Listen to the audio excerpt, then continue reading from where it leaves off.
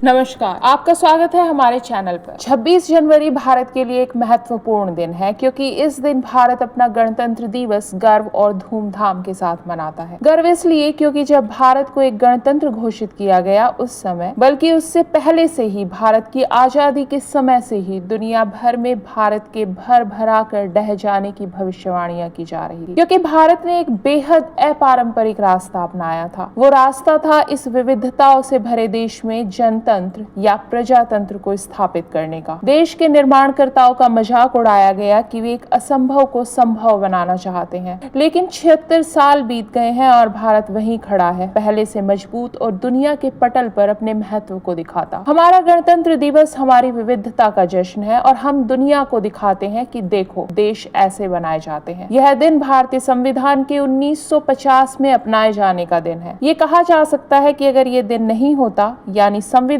देश में लागू नहीं होता, तो शायद दुनिया की बातें सच हो जाती। उन भविष्यवाणियों को झूठा अगर हम साबित कर पाए हैं तो वो इस संविधान के बल पर। इसलिए ये दिन सिर्फ एक राष्ट्रीय छुट्टी का दिन नहीं है, यह भारत की अद्भुत यात्रा का, इसकी लोकतांत्रिक मूल्यों का, सांस्कृतिक विविधता और राष्ट्रीय एकता का जश्न मनाने का अवसर है। इस प्रोग्राम में हम बात करेंगे इस बार कैसे हम अपनी इस गौरवशाली परंपरा को आगे बढ़ा रहे हैं। हर बार की तरह इस बार भी गणतंत्र दिवस परेड प्रमुख आकर्षण होगी। यह परेड भारत की विविधता, शक्ति और सांस्कृतिक समृद्धि को प्रदर्शित करती है। परेड राष्ट्रपति भवन के पास रायसीना हिल से शुरू होती है और कर्तव्य पथ पर आगे बढ़ते हुए इंडिया गेट जैसे प्रतिष्ठित स्थलों से होते हुए लाल किले तक जाती है। हर साल परेड में भारतीय सशस्त्र बलों के दल, विभिन्न राज्य और संघ शासित क्षेत्रों की रंगीन झांकियां और स्कूली बच्चों और कलाकारों द्वारा सांस्कृतिक प्रदर्शन शामिल होते हैं। ये झांकियां विभिन्न क्षेत्रों में भारत की प्रगति को दर्शाती हैं, जैसे कि प्रौद्योगिकी, इंफ्रास्ट्रक्चर और सांस्कृतिक धरोहर। इस साल की थीम स्वर्णिम भारत, विरासत और विकास इस प्रदर्शन का मार्गदर्शन करेगा। 2025 के गणतंत्र दिवस में परेड में 31 अद्भुत झांकियां होंगी जो भारत की उपलब्धियों और भविष्य की संभावनाओं को दिखाएंगी। इसके अलावा इस साल की परेड में विशेष रूप से इंडोनेशियाई राष्ट्रपति प्रबोवो सुबियांटो की उपस्थिति होगी। वह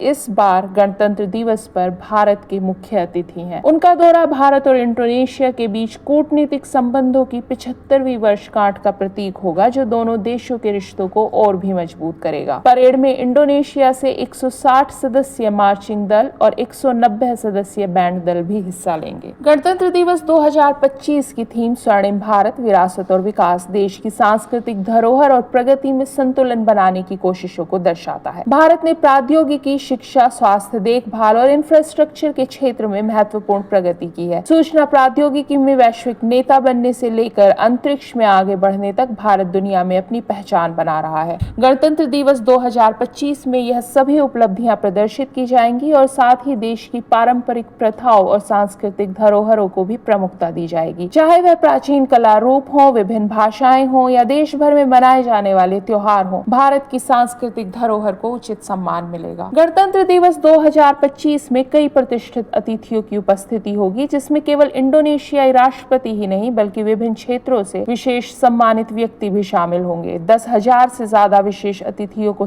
आमंत्रित किया गया है, जिसमें शीर्ष प्रदर्शन करने वाले गांवों के सरपंच, आपदा राहत कार्यकर्ता, कारीगर और यहाँ तक कि अंतर्राष्ट्रीय खेल आयोजनों में उत्कृष्टता प्राप्त करने वाले खिलाड़ी भी शामिल हैं। इसमें पैरा ओलंपिक दल और विभिन्न खेल प्रतियोगिताओं के विजेता शामिल होंगे। गणतंत्र दिवस का एक सबसे महत्वपूर्ण पहलू है कि यह भारत के उन अनसंग नायकों का सम्मान करता है जिन्होंने समाज की बेहतरी के लिए योगदान दिया और देश निर्माण में अपनी भूमिका निभाई। इस साल विभिन्न क्षेत्रों से लोगों को विशेष सम्मान दिया जाएगा, जिसमें आपदा राहत कार्यकर्ता, वन संरक्षण स्वयंसेवक, हस्तशिल्प कारीगर और सेल्फ हेल्प ग्रुप के सदस्य शामिल होंगे। गणतंत्र दिवस 2025 की परेड में रक्षा अनुसंधान और विकास संगठन DRDO उन अत्याधुनिक प्रौद्योगिकियों को प्रदर्शित करेगा जो भारत की आत्मनिर्भरता और रक्षा क्षमताओं को उजागर करती हैं। हालांकि गणतंत्र दिवस धूमधाम से मनाया जाता है, लेकिन इस दिन के बारे में कुछ ऐसे तथ्य हैं जो सभी को पता होने चाहिए। जैसे गणतंत्र दिवस 1930 में भारतीय राष्ट्रीय कांग्रेस द्वारा पूर्ण स्वराज की घोषणा के दिन को ध्यान में रखते हुए चुना गया था। गणतंत्र दिवस परेड की तैयारियां पिछले साल जुलाई से ही शुरू हो जाती हैं, जिसमें प्रतिभागी सैकड़ों घंटे अभ्यास करते हैं। पहले गणतंत्र दिवस समारोह 1950 में इरविन स्टेडियम, जो अब मेजर ध्यानचंद नेशनल स्टेडियम के नाम से जाना जाता है, वहां हुआ था